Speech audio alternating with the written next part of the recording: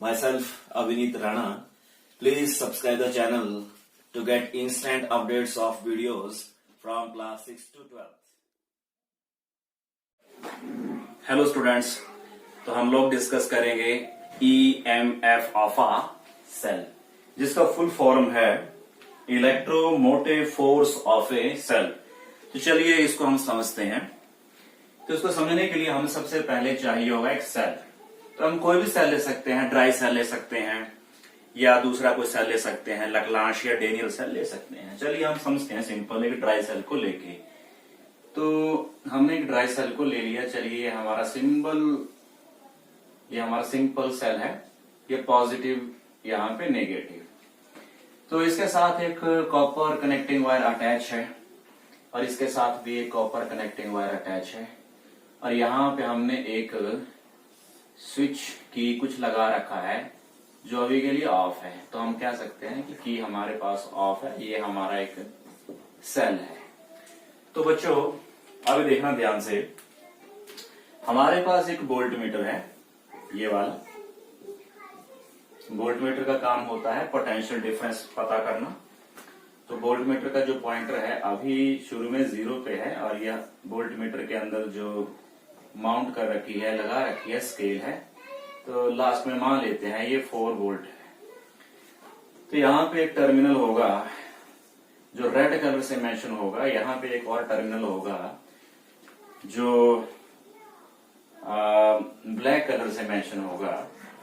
तो जो red colour से मेंशन होगा बच्चों वो पॉजिटिव टर्मिनल है, जो ब्लैक से है वो हमारा नेगेटिव टर्मिनल होगा। तो जब हम क्या करेंगे कि हम ये वाला टर्मिनल इस पॉजिटिव से कनेक्ट करेंगे, ठीक है, with help of copper connecting wire, और हम ये वाला किससे कनेक्ट करेंगे, नेगेटिव से कनेक्ट करेंगे with help of copper connecting wire. तो उस टाइम इसमें डिफ्लेक्शन प्रोड्यूस होगा और सपोज वो यहाँ पे आके सेट हो जाता है और मान लेते हैं कि ये आता है हमारा 1.5 भी, सपोज कर लेते हैं कि हमारा 1.5 भी आता है। तो ये होगा हमारे सेल का EMF। तो हमारे सेल का EMF कितना होगा, 1.5 वोल्ट। तो बच्चों जो सेल का EMF होता है उसको कैसे डिफाइन करेंगे, ऐसे डिफाइन करेंगे कि जब सेल में से कोई भी करंट ड्रॉ नहीं किया गया उस टाइम पॉजिटिव और नेगेटिव प्लेट्स के बीच में जो पोटेंशियल डिफरेंस डेवलप हुआ वही है सेल का EMF। चलिए, तो ये तो हमारा एक प्रैक्टिकल एस्पेक्ट था, हमने प्रैक्टिकली ऐसे पता करना होता है सेल का EMF, जिसका सिंबल रहेगा कैपिटल E। ठीक है, अब बात आती है हमारी कि इसे न्यूमेरिकली हम कैसे बताएंगे, न्यूमेरिकली कैसे पता किया जा सकता है कि सेल का EMF कितना है। तो न्यूमेरिकली करने के लिए देखिए बड़े ध्यान से, हम वापस थोड़ा सा सिंबॉलिकली एक सेल बना लेते हैं। ये हमारे पास प्लस है, ये हमारे पास माइनस है, ये हमारे पास वोल्ट मीटर है। तो वोल्ट का जो प्लस है और वोल्ट मीटर का जो माइनस है वो हमें ऑटोमेटिकली कनेक्ट ऐसे करना है और जो हमारे पास माइनस है वो दूसरे टर्मिनल से कनेक्ट करना है ऐसे करके। तो कंफ्यूज मत होना कि आपको ऐसे लग रहा हो कि ऐसे हो गया। अगर आप चाहते तो प्लस को जब आप यहां बनाते और माइनस को जब आप यहां बनाते तो ऑटोमेटिकली ये सीधा सा बनता। ठीक है बच्चों, तो हमारा ये सेल है, ये हमारा वोल्ट मीटर कनेक्ट है। तो और ये हमारे पास जो की है इस कंडीशन में हमें क्या रखनी है, ऑन रखनी है। ये स्विच हम जो भी लेंगे वो हमें ऑन रखना है और ये हमारा क्लोज हो गया। तो इस कंडीशन में क्या हो गया, करंट ड्रॉ हो रहा है और करंट हमारा होता है positive terminal to negative terminal of cell. ठीक है बच्चों, अब ध्यान सुनना, न्यूमेरिकली पता करने का कंसेप्ट क्या है। तो मान लेते हैं कि हमने जो चार्ज लिया वो Q0 लिया मान लेते हैं, और Q0 जो है वो मान लेते हैं यूनिट चार्ज है। तो बच्चों इस सेल ने क्या किया, उस यूनिट चार्ज को पॉजिटिव से होते हुए निगेटिव में पहुंचाया और निगेटिव से पॉजिटिव तक पहुंचाया। तो ऐसा होने में जो सेल ने एनर्जी स्पेंड कर दी, खर्च कर दी, दोबारा सुन लेना इस बात को, जो हमारे पास चार्ज था क्यू नॉट वो पॉजिटिव से मूव हुआ वायर में होता हुआ, निगेटिव से होता हुआ वापिस पॉजिटिव तक। ऐसा होने में जो सेल ने एनर्जी खर्च कर दी या वर्क किया वो हमने कैलकुलेट कर लिया, और किस सिंबल से कैलकुलेट कर लिया, W सिंबल से कनेक्ट कर लिया। तो ये क्यू नॉट है यूनिट चार्ज जो मूव हुआ है, विच इज मूव्ड फ्रॉम कहां से कहां, positive to negative to positive terminal of cell. ठीक है, तो लेट मान लेते हैं कि जो W है वो वर्क डन है, work done in doing so. तो इस कंडीशन में आपको सिर्फ ये करना है, तो ईएमएफ ऑफ सेल निकालने के लिए वो वर्क डन आपको डिवाइड कर देना होगा किससे, यूनिट चार्ज से। ऐसा करके आपको जो मिलेगा वो क्या मिलेगा, ईएमएफ ऑफ सेल। तो वैसे भी वर्क का जो यूनिट होगा वो जूल होगा और चार्ज का जो यूनिट होगा कुलाम होगा। उस बेस पे ये जूल पर कुलाम बनेगा और ये हमारा वोल्ट आएगा। यानी अगर सेल ने 1 कुलाम चार्ज को इस पॉइंट से वापस इस पॉइंट तक मूव करने में 1 जूल एनर्जी स्पेंड कर दी या 1 जूल का वर्क कर दिया, तो इस सेल की जो ईएमएफ होगी वो होगी 1 वोल्ट। चलिए अब हम नेक्स्ट पॉइंट पे चलते हैं, जो हमारे पास होने वाला है terminal potential difference of a cell. Terminal potential difference of a cell, इसको हम सिंबल से डिनोट करेंगे कैपिटल V से। अब बड़े ध्यान सुनना कि जैसे हमारे पास वापिस जल्दी से बना लें, ये सेल है, ये पॉजिटिव है, ये नेगेटिव है, ये हमारे पास वोल्ट मीटर है। तो हमारे पास वोल्ट मीटर का, चलो यहाँ प्लस कर देते हैं, यहाँ पे माइनस कर देते हैं। तो वोल्ट मीटर का प्लस इससे है, वोल्ट मीटर का माइनस इससे है। और इस कंडीशन में ये हमारे पास ऑलरेडी की जो है वो ऑन है, और इस कंडीशन में करंट जो है ऑलरेडी ड्रॉ किया गया है सेल में से। तो इस कंडीशन में इस पॉजिटिव और नेगेटिव इलेक्ट्रोड के बीच में जो पोटेंशियल डिफरेंस होगा वो हमारा होगा इस कंडीशन में terminal potential difference of a cell. तो बच्चों अब ध्यान सुनना, ये तो हो गया हमारा एक प्रैक्टिकल मेथड पता करने का कि वो कितना होगा। एक्चुअल में ये जो भी निकलेगा वो 1.5 अभी थोड़ी देर पहले हमने निकाला था, तो उसी सेम सेल के लिए ये जो वैल्यू आएगी 1.5 से ये वैल्यू लेस आएगी। हम इस पे डिस्कस करेंगे अभी, तो ये कैसे लेस आएगी। चलिए अब थोड़ा सा अगर हम इसे थोड़ा सा न्यूमेरिकली सोचें जरा, कि हमारे पास मान लो कोई डिवाइस नहीं है, कोई फॉर्मूला है, तब हम सोचे तो कैसे करेंगे। अब ध्यान सुनना कि इस कंडीशन के अंदर जो हमारे पास क्यू नॉट चार्ज है, जो यूनिट चार्ज है, वापिस वो क्यू नॉट जो है हमारे पास यूनिट चार्ज है। चलो तो इस कंडीशन में जो हमारे पास यूनिट चार्ज होगा वो पॉजिटिव से नेगेटिव तक ले जाने में, कहां से कहां, पॉजिटिव से नेगेटिव तक ले जाने में, लेकिन थ्रू वायर। यानी इस पॉइंट से ऐसे करते हुए हमारा यूनिट चार्ज क्यू नॉट जाएगा और सिर्फ कहां तक जाएगा, माइनस तक जाएगा। ऐसा होने में जो वर्क हुआ मान लेते हैं वो W डैश हुआ। ठीक है, ये हमारे पास हुआ work done in doing so. तो उस कंडीशन में जो टर्मिनल पोटेंशियल डिफरेंस आएगा ना बच्चों, वो लिखा जाता है W डैश डिवाइड बाई जो हमारे पास यूनिट चार्ज है, ये होता है हमारा टर्मिनल पोटेंशियल डिफरेंस। अगर हम इसी टर्मिनल पोटेंशियल डिफरेंस को ओम्स लॉ से निकालें, बाय ओम्स लॉ से निकालें, तो ओम्स लॉ से जो टर्मिनल पोटेंशियल डिफरेंस होता है V is equal to IR होता है।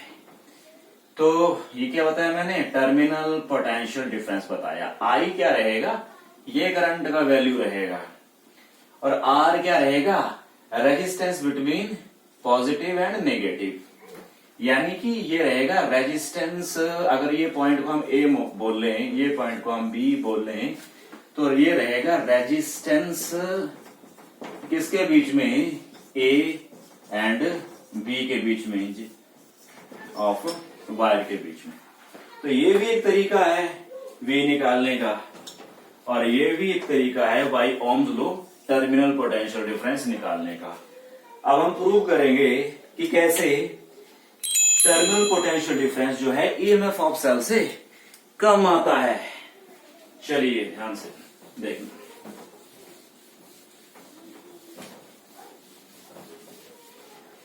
तो अभी हमने थोड़ी देर पहले ये पॉइंट डिस्कस किया था कि जो हमारा देखिए हमारे पास जो अभी हमने निकाला था W, और अभी हमने क्या निकाला, W डैश। तो याद रखना, जो हमारा जो W था वो किस कंडीशन में वर्क था, वर्क डन था, ये किस कंडीशन में, वो था प्लस से माइनस और माइनस से प्लस। ये तो हो रहा था वायर के अंदर, ठीक है बच्चों, ये वायर के अंदर की बात है। और ये माइनस टू प्लस किसकी बात थी, वो थी इन सेल के अंदर इलेक्ट्रोलाइटिक सॉल्यूशन में से। तो अब दूसरे कंडीशन में ये वाला लिया, तो ये सिर्फ थी प्लस टू माइनस के बीच में, यानी कि इन वायर के अंदर की बात है। तो ये वाला जो W डैश है ये कम है, और ये जो W है ज्यादा है। यहां से यहां तक पहुंचाने में एनर्जी ज्यादा खर्च हुई है, और यहां से सिर्फ यहां तक ले जाने में कुछ कम एनर्जी खर्च हुई है। तो हमारे पास ये जो है ग्रेटर है इससे। तो हम क्या करेंगे, इसी में ही टेस्ट चार्ज से मल्टीप्लाई कर देंगे और टेस्ट चार्ज से डिवाइड कर देंगे लेफ्ट हैंड साइड में। तो ये वाला जो हमारा रिलेशन रहेगा ये हम साथ में रखेंगे, ऐसे करके इसको क्रॉस मल्टीप्लाई कर देंगे राइट हैंड साइड में डिनोमिनेटर के अंदर। तो ये वाला क्या आ गया हमारे पास, ईएमएफ ऑफ अ सेल आ गया, और ये वाला हमारे पास इसी पॉइंट से टर्मिनल पोटेंशियल डिफरेंस आ गया। यानी ये वैल्यू ज्यादा आएगी, ये वैल्यू कम आएगी। ये कब है, जब सेल में से कोई करंट ड्रॉ नहीं हुआ, और ये कब है, जब सेल में से करंट ड्रॉ हुआ बच्चों। ठीक है, अब हम एक relation between EMF of a cell, terminal potential difference, external resistance and internal resistance. तो ये दो टर्म जो हैं वो हमने स्टडी कर ली हैं। अब बात आती है एक्सटर्नल रेजिस्टेंस और इंटरनल रेजिस्टेंस के ऊपर। इसको मैंने क्या बताया, एक्सटर्नल रेजिस्टेंस बताया, और ये हमारे पास स्मॉल r क्या है, इंटरनल रेजिस्टेंस। तो याद रखना, सेल के बाहर जो भी रेजिस्टेंस होगा उसे हम एक्सटर्नल रेजिस्टेंस बोलेंगे, और सेल के अंदर जो रेजिस्टेंस होगा उसको हम बोलेंगे internal resistance of a cell. Cell के बाहर जो रेजिस्टेंस है उसका कारण वायर हो सकता है, ठीक है, लेकिन सेल के अंदर जो रेजिस्टेंस है उसका कारण इलेक्ट्रोलाइटिक सॉल्यूशन के अंदर पाए जाने वाले आयंस और एटम्स होंगे। तो जब करंट फ्लो करेगा, सेल लगा होगा, तो उस कंडीशन में बाहर भी करंट होगा और सेल के अंदर भी करंट होगा। थोड़ा समझने की कोशिश करते हैं कि हमने 10th में क्या किया था, सेल को सिंपली ऐसे बनाया हुआ था, ठीक है बच्चों। और अब हम जब 10th में सेल को सिंपली ऐसे बनाते थे जिसमें माइनस ये होता था प्लस ये होता था, तो हम उसमें एएमएफ की बात नहीं करते थे, हम सिर्फ बाहर के रेजिस्टेंस की बात करते थे, ठीक है। लेकिन आज हमें इसकी बात करनी है, इसकी वजह से हमें ईएमएफ की बात भी करनी पड़ेगी। तो अब हम बनाने वाले हैं सेल, और हम सेल बनाने वाले हैं with internal resistance how much, R. तो कुछ आप सेल ऐसे बनाओगे, उसके बीच में एक रेजिस्टेंस का सिंबल सेट कर देना, वो ये बताएगा कि सेल में रेजिस्टेंस है, इंटरनल रेजिस्टेंस है। तो बच्चों अब ये जो सेल है वो कनेक्ट होगा एक्सटर्नल रेजिस्टेंस आर के साथ with help of copper connecting wires. चलो हमने कनेक्ट कर दिया ऐसे करके और ऐसे करके। अब ऐसा होने से क्या हुआ, चलो हमने कहीं पे की भी लगा दी ऑन ऑफ करने के लिए, तो ये हमारे पास की ऑन है। तो चलिए हमारे पास जो करंट है वो कितना सेट हो गया, आई सेट हो गया। हमें किसने बताया, इसमें लगे एम्पियर एमीटर ने बताया। तो ये सीरीज कॉम्बिनेशन है, दोनों के दोनों सीरीज में है, तो इसमें जो करंट फ्लो कर रहा है इसके अंदर से भी वही करंट की वैल्यू फ्लो हो रही है। अच्छा अब ध्यान सुनना, हमने इस पॉइंट को मान लो ए एज्यूम कर लिया और यहां पे जो पॉइंट है उसे हमने बी एज्यूम कर लिया। तो जो हमारी वायर थी, तो वायर का लास्ट एंड ए है, तो वायर का हमारा दूसरा लास्ट एंड बी है बच्चों। अब बात वही आ गई कि हमारे पास जो है यूनिट चार्ज कितना है, क्यू नॉट। तो क्यू नॉट जाएगा ए से वायर में से होते हुए बी तक और बी से जाएगा ए तक। तो जो वर्क है मान लो वो कितना है, डब्ल्यू। तो ये जो वर्क है जो यहां से यहां तक है वो दो वर्क के बराबर है। एक वर्क तो होगा क्यू नॉट को ले जाने में ए से बी तक, ए से बी तक। ये कहां से कहां है, ए से बी से ए तक वापस। और ये वर्क कौन सा है, ए से बी तक। इसके साथ ऐड करना है हमें दूसरा वर्क, वो होगा कहां से कहां, बी से ए तक। ठीक है, तो ये जो वर्क है ये बाहर है, वायर में है, और ये जो वर्क है वो सेल के अंदर है। और ये जो वर्क है टोटल, ये टोटल वर्क है चार्ज को कंप्लीट सर्किट यानी ए टू बी टू ए तक ले जाने में बच्चों। ठीक है, समझे होंगे बात आप मेरी। तो देखिए अब क्या होने वाला है, तो इसे हम थोड़ा सा डिनोट कर देते हैं, मतलब ऐसे ही डब्ल्यू ये हमारे पास हो गया डब्ल्यू डैश, और इसे हम छोटा डब्ल्यू से रिप्रेजेंट कर देते हैं। हम क्या करेंगे, क्यू नोट से मल्टीप्लाई करेंगे लेफ्ट हैंड साइड में, और क्यू नोट से डिवाइड करेंगे लेफ्ट हैंड साइड में। ठीक है, तो ये दोनों जो है W total work done by Q note इसे साथ में रखेंगे। ये जब वहां जाएगा तो डिनोमिनेटर बनेगा, और जब डिनोमिनेटर बनेगा दोनों का, तो राइट हैंड साइड को हम लिख सकते हैं W dash by Q naught और small W by Q naught, और ये आ गया हमारे पास डब्ल्यू बाई क्यू नॉट। तो बच्चों ये जो वर्क है ये टोटल है, तो total work by Q not होगा सेल का ईएमएफ। ये जो है अभी हमने स्टडी किया, ये होगा टर्मिनल पोटेंशियल डिफरेंस, और इसे हम शो कर देते हैं स्मॉल बी से, और इसका मतलब है कि पोटेंशियल डिफरेंस, लेकिन इनसाइड सेल है ये। ठीक है, जैसे ये पॉइंट है बी, ये पॉइंट है ए, तो कितना पोटेंशियल डिफरेंस है यहाँ पे, I into R by ohm law, I into R. तो जो ईएमएफ है that is V and it is I into R. ये सेल के अंदर की बात है, सेल के बाहर की जब बात यहां पे करेंगे तो वो हम आई इंटू आर से करेंगे। ठीक है, तो यहां से हमें क्या फाइंड करना है, स्मॉल आर फाइंड करना है।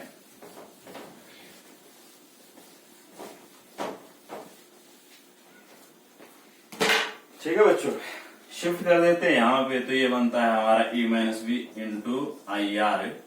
तो आर कितना आता है, आई को क्रॉस मल्टीप्लाई कर देंगे E minus B by I. ये हमारी इक्वेशन नंबर 1 है। थोड़ा सा चेंजेस करेंगे, हम यूज करेंगे कौन सा लो, ओम्स लो यूज करेंगे फॉर वायर के लिए, जिसका रेजिस्टेंस क्या है, या सिर्फ सिंपल रखते हैं फॉर वायर के लिए, इस वाले हिस्से के लिए, ए से बी वाले हिस्से के लिए। तो V का वैल्यू आएगा करंट जो ए और बी के बीच में, रेजिस्टेंस जो ए और बी के बीच में है। तो यहां से हम क्या करेंगे, जो हमारी I की वैल्यू है वो आएगी V अपॉन R। अब हम इसे पुट कर देंगे, किस में पुट कर देंगे, इसे हम पुट कर देंगे इक्वेशन 1 के अंदर। यानी हमारी ये वैल्यू जो है सीधी यहां से पुट होगी आई के अंदर। ठीक है, तो आई का रिप्लेसमेंट है, तो आर कितना आ गया, E minus V upon R. तो इसे हम लिख सकते हैं E minus V upon R Y V लिख सकते हैं बच्चों। देखिए, तो यहां से E upon V minus V upon V यहां पे आ गया आर, तो स्मॉल आर कितना आ गया, ई अपॉन वी माइनस 1, और ये सारा मल्टीप्लाई हुआ कैपिटल आर के साथ में। तो ये जो भी है हमारे पास आर है स्मॉल, तो ये हमारा ओम में लिखा जाएगा। तो याद रखना, इन दोनों का पहले तो आप याद रख लो कि इन दोनों के जो यूनिट्स आएंगे वो वोल्ट ही आएंगे, क्योंकि ई में भी रोल है W अपॉन क्यू का और V में भी रोल है W अपॉन क्यू का। ठीक है, चलिए बच्चों, तो आज के लिए इतना ही काफी है।